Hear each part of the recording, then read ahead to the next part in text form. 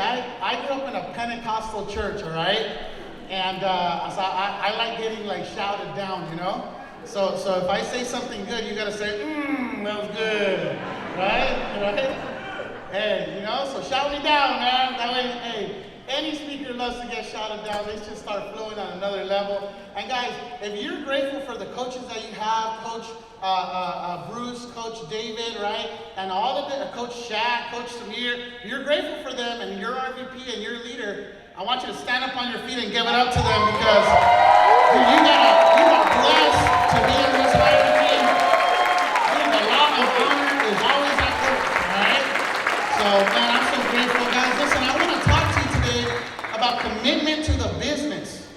Look, these are things that when I came into the business, these are things that I said yes to, right? I wanted quality of life with my spouse and children. I wanted nice things, right? I was just telling you earlier today that I just like nice things, man. I like brand stuff. I like watches. I like cufflinks. I like shoes, right? I like stuff like that. You know, I was looking at Coach Bruce's shoes. I'm like, dude, those are at least a G right there. Oh, nice, man, right? I wanted to have dream vacations. I didn't want to have a Gucci backpack as I was walking down the aisle of the plane to row number 34. That's not what I wanted. Come on, somebody, right? You ain't fooling anybody. Middle seat next to the restroom. But you got the Dior purse.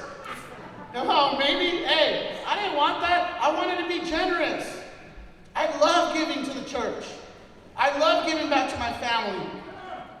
The other day, when we went to Hawaii, I got a card, I put it on file, I said, Mom, Dad, get whatever you want, put it on the room. Right? I wanted to be able to do stuff like that. I love being at church and Apple paying 5Gs. I love that stuff, dude. I love being able to give back to those that are in need.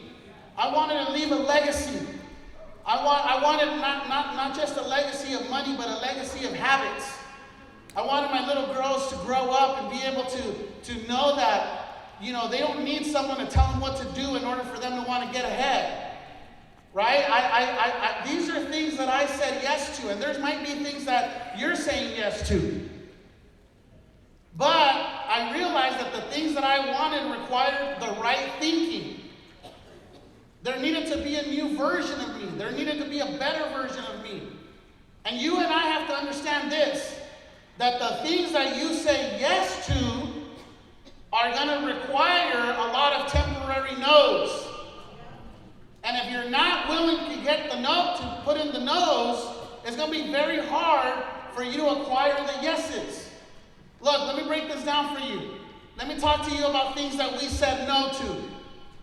I said no to weekends off. I didn't take weekends off. That was my edge. Some of y'all show up to Saturday morning training and then you think you did your job already. Bro, that ain't work. If you're not booking appointments or creating or on an appointment, you ain't working. And I knew that the weekends were going to be my edge because a lot of people still wanted to build a business with an employee mentality. You want to build a thriving business, but you want to work Monday through Friday. It doesn't work like that. We said no to holidays off. We just had Memorial Day. I loved it, man. I had 65 people at the office on Monday morning. Why? Because we don't, I tell people, look, you can do it all. You want to go have the burgers, the hot dogs, you want to go chill at the pool, you want to go to the lake, do it. But don't do it if you did one by one that whole week. But don't do it if you're at zeros. You got to put some numbers up, and you got to know that if you want to spend some time with your family, make sure that the time that you work with them, you actually worked. Some of us, we take our kids to the daycare and we fool around. And you don't get any results. Why are you leaving your kids with the babysitter if you ain't serious? Right? I said no to late mornings. I can't fathom the thought of somebody that wants to make it big and can't get out of their bed at least by 6, 7 a.m. Dude, I freaking love showing up to the office. Our very first meeting, Monday through Friday, is at 9 a.m. You'll catch me there at 7:30 in the morning. I love waking up early. Even here, I woke up all early. Woke up at 5:15 today, which is 4:15 Texas time. And I was fired up. I was jacked. I was looking at POL. I was looking at the updated numbers for the Seize the Thrill, right? Dude, I said no to TV and games. Some of y'all are district division leaders, 30, 35 years old, and you still got a gamer chair and a gamer headset. But you want to be big. Chasing Pokemon at a Starbucks, like, God damn, bro. I said no to family gatherings. Now, I didn't stop going to family gatherings. I just wasn't there all night. Dude, when we got invited to birthday parties, dude, what was I going to go do at Peter Piper? What was I going to do at Peter Piper? My business wasn't where I wanted it to be. So you know what I'd do? I would let them know, hey, we can go, but we can only be there for about 30 to 45 minutes, and then we have to go. Patty can stay another 30 minutes. I have to look at some things on, come back and pick her up. We're not going to be able to spend the whole time there. Why do you need to be at a birthday party for 5 hours? Why? I said no to running errands for everybody. We have this little thing going on our accountability meeting. If you were a district leader and you were at less than 1 by 2,500 from Friday to Friday, we would call you errand boy. So you'd be like, we'd be like, where are you at? 1 by 1,800, errand boy. Because you ain't working. We said no to hanging around with the wrong circles. You threw a little jab, I'm out. You threw a little joke, I'm out. I can't be around that. I work too hard on my faith. I said no to sidelining. I didn't sideline with anybody. There was only one person that cared about me and had a financial interest in me, and it was my direct upline and my RVP. Why was I going to go to a coffee shop to somebody else for them just to be complaining about how they're upline? Dude, I ain't got time for that. I cannot be thinking about anything else except my next direct district. I said no to hanging out. I committed to never missing meetings. If you commit to never missing meetings, the day that it's inconvenient, you're not going to have to think about it. You already pre-decided. There's nothing to think about. Look, my wife and I, we've never, ever talked, what do you think? Should we go to that? Never! We already decided we're committed to everything. Convention, we're there. Fast start, we're there. The last fast start that we had, I committed to 300 tickets. Why? Because when you buy the 300 tickets, well, now you gotta sell them. But as long as you ain't got any skin in the game, you ain't gonna be pushing the agenda. I committed to plugging in every day and staying coachable. I would text my coach at the first thing I did waking up. Hey coach, I'm fired up, I'm excited. My goal today is I'm gonna get 10 numbers. I got 3 recruiting appointments. I got 1 fast start. I got 4 KTs. I'm gonna keep you posted. By noon, coach, just wanted to update you. I'm at 4 numbers, self-improved, went through my pending, gonna fix some stuff. 2 of my KTs haven't confirmed. I'll keep you posted. At the end of the day, coach, this is what happened. And then I'd call him. If I was having some type of emotional issue, I would call him. Coach, this is what I've been doing. This is what I got going on. This is how I feel. And he would guide me through my thinking with my feelings, because the worst thing that you can do is not plug in, because when you're not plugging in and you're not holding yourself accountable, you're only listening to yourself. But when you tap into someone that's gone a little further, you're tapping into someone that thinks at a higher level than you. And usually what they say isn't going to make sense. It's not supposed to make sense. That's why they make more money than you. I said yes to self-improving and working on myself. I sold out to the numbers.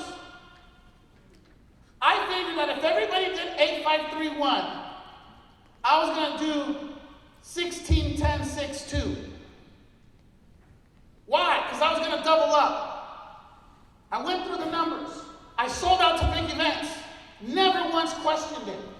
Never questioned our participation. Why? Because when you commit to something, they become become non-negotiables. You don't negotiate meeting attendance. If you log on Zoom, you don't log in 30 seconds before it starts. You log in 30 minutes before. When it starts, you have your camera on. You ain't on the Stairmaster. You ain't going through the aisles of Walmart. You ain't changing. You ain't getting a haircut. You're in front. You're sitting on the edge of your seat. You're taking notes. You're focused. You're on it. You're focused. You're letting your coach know, I'm with you. You can count on me. You gotta have non-negotiables, dude. You gotta be committed. Number 2, your commitment will require inconvenience. It's going to be inconvenience, and that's when you gotta love it the most. One day you will wake up, and your car ain't gonna start. You're gonna be on the way to the office, you're gonna get a flat tire. You're gonna show up to the babysitter's house, they ain't gonna answer the door. You're gonna go into the daycare and they're gonna say, no, they got the sniffles, we can't take them like that. And you gotta figure out what to do to keep going forward despite the inconvenience. Number 3, you gotta take your emotions out of the process. You become emotional about your vision, but not about the process. You get excited about what you see happening. You get excited and you get passionate about where you're going. But you can't put your emotions in the process. You can't put your, oh my gosh, are you doing the numbers? Yes or no?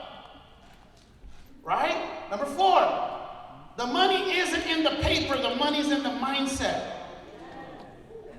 You gotta have the right thinking. You gotta develop the right thinking. You gotta stop thinking that, dude, it's like what Sheila said, right? I loved it. You know, money is a reflection of how many people you help. Money is a reflection of how many people you serve. Right? Number 5, we weren't waiting for a holiday, we wanted a holiday life. Some of you guys are fired up for like the 4th of July. And we're on the first day of June. You get excited over a 3-day holiday. Or a 3-day weekend, I'm sorry. Dude, only employees get excited about that. When you build a business, it's a holiday life. There's no holidays, it's a holiday life. But you've got to ignite the fire within. The question is, how bad do you want it? You gotta ask yourself that. Dude, I remember I was driving a Toyota Camry, and I would envision myself driving a nice car. I would envision myself, right? I'm so excited, dude. I told myself, I ain't getting myself nothing until we get a 500 codes. We're at 433. I'm freaking going nasty after these 500 because I want to treat myself.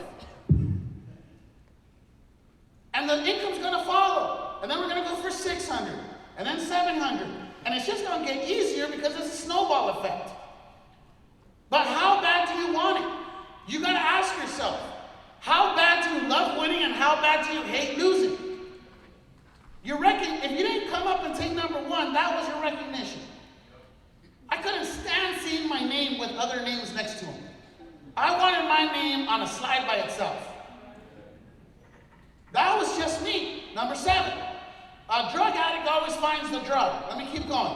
Number 7, the fire within has got to burn more than the fire around. When you find the inner fire, the circumstances and situations around you are not going to affect you as hard. You're going to learn how to manage life situations. Someone in your family will pass away. Someone in your family will go through a health issue. Somebody in your family will go through challenges. But the question is, how much does it actually affect you? One of my favorite phrases is this. It's not the water around the ship that makes it sink. It's only the water that gets in.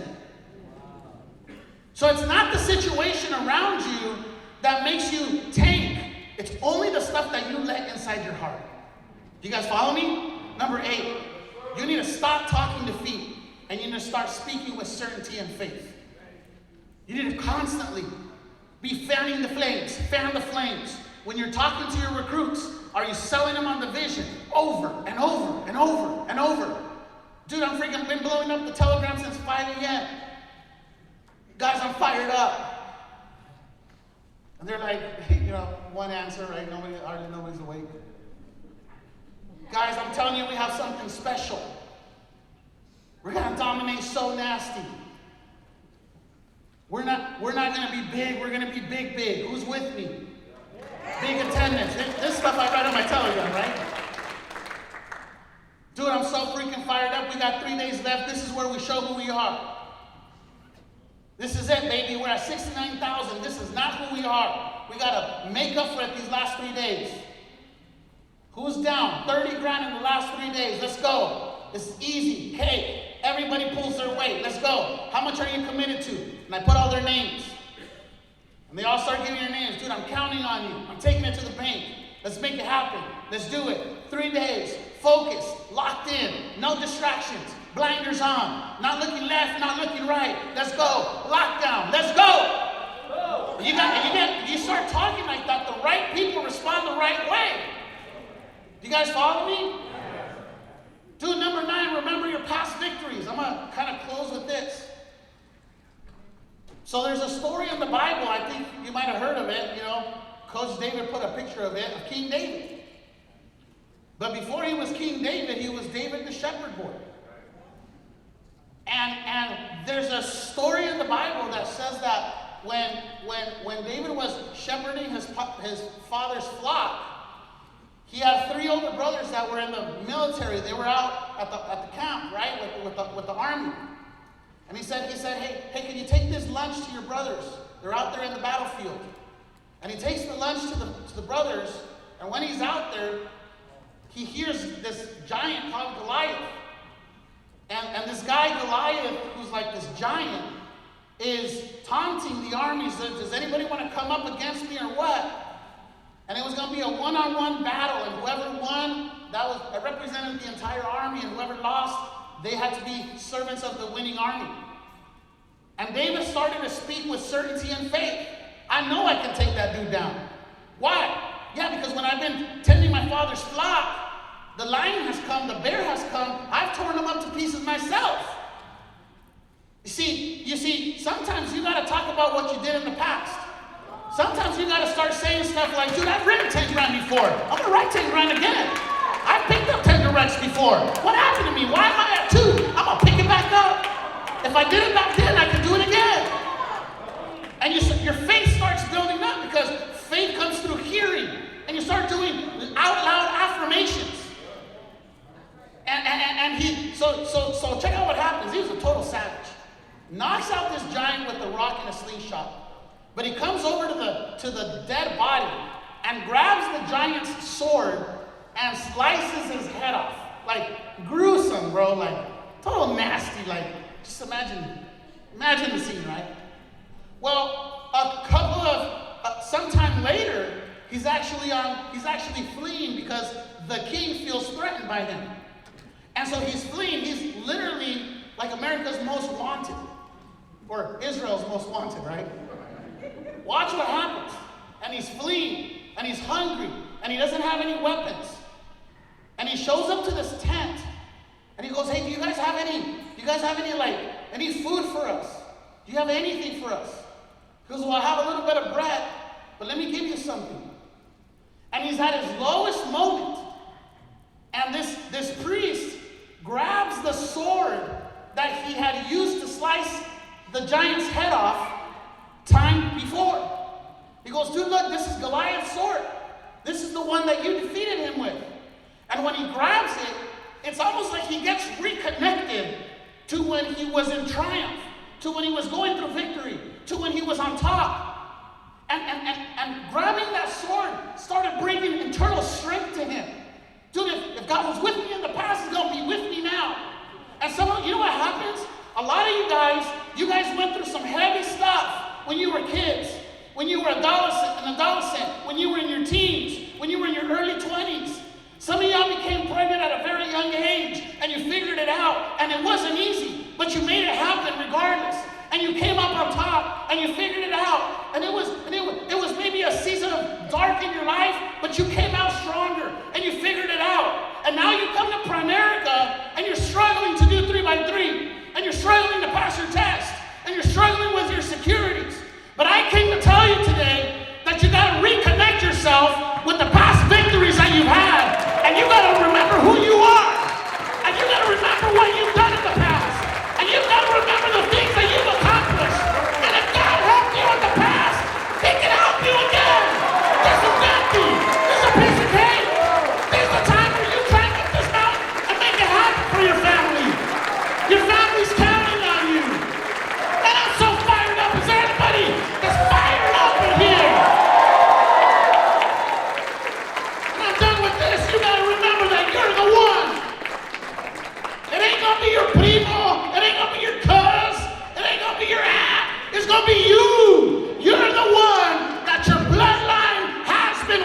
for.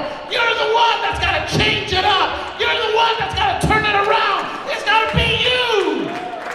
And if you can believe that and run with